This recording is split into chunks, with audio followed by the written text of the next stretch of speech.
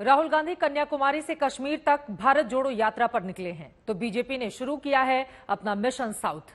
उत्तर में धाक जमाने के बाद अब बीजेपी का टारगेट दक्षिण में अपना विस्तार करने की है।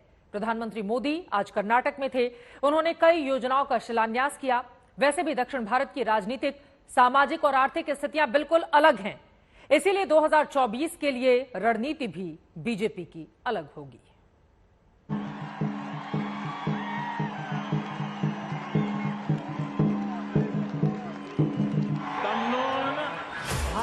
जोड़ी रामरानी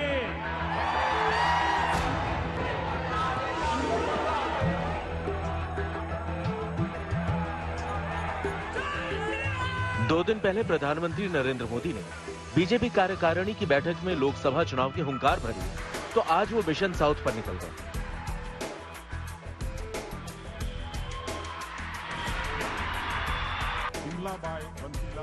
मोदी कर्नाटक पहुंचे तो वहां की जनता को करीब 10,800 करोड़ रुपए के तोहफे की सौगात दी। वहीं डबल इंजन की उपलब्धियां गिनाने के साथ ही विरोधियों पर तंज करना भी नहीं भूले।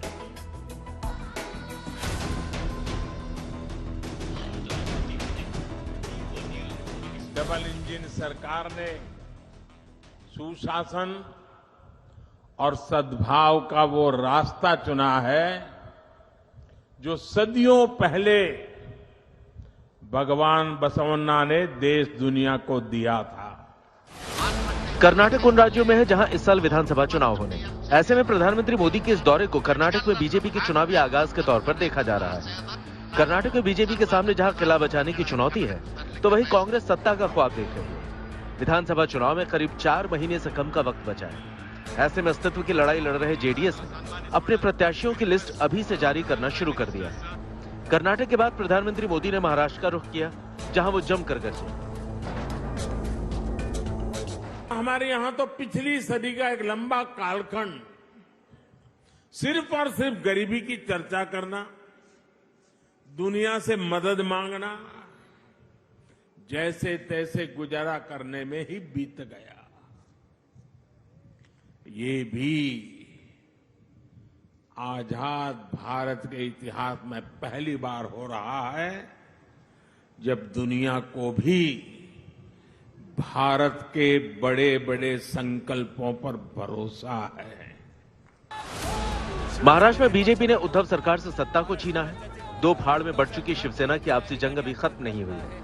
इस जंग के बीच मुंबई में बीएमसी के चुनाव हो रहे हैं, जहां शिवसेना की सरकार है।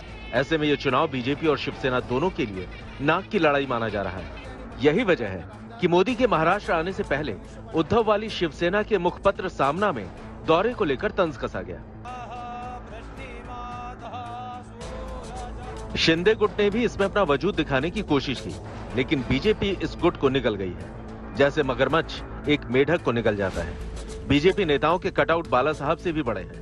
खुद को बाला साहब की शिवसेना कहने वाले शिंदे इस पर चुप क्यों बैठे हैं?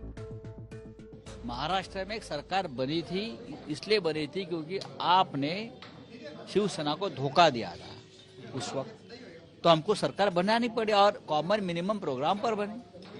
हिंदुत्व छोड़ना या और कोई बात नहीं थी उस वक्त। उधर बीजेपी अध्यक्ष जेपी नड्डा कार्यकाल बढ़ाने के साथ ही बंगाल के मिशन पर निकल गए, जहां उन्होंने कार्यकर्ताओं से मुलाकात की। हालत क्या बना रखी है दीदी आपने?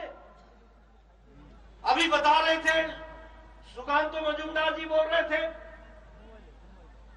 कि गोरू खा गए, बालूर खा गए, कोयला खा गए, कुछ छोड़ा ही नहीं खाने से, और शौचालय की भी बात कर रहे थे। ये आपके बांग्ला भाषा में ये क्या क्या बोल रहे थे वो भी मैंने सुना। कैसी हालत ला करके खड़ी कर दी है। पैसा भेजे मोदी जी, पैसा भेजे मोदी जी, और यहां तुम घोटाला कर लो, और जब तुम्हारी इंक्वायरी हो तो बोलो कि भारत सरकार मेरी दुश्मन है। चोरी भी करनी है और सीना चोरी भी करनी। लोकसभा चुनाव में अब 398 दिन बाकी है। ऐसे में बीजेपी ने अभी से कमर कस ली है, जहां हर राज्य के लिए अलग रणनीति के साथ दिग्गज मैदान में उतर रहे हैं। आज तक ब्यूरो।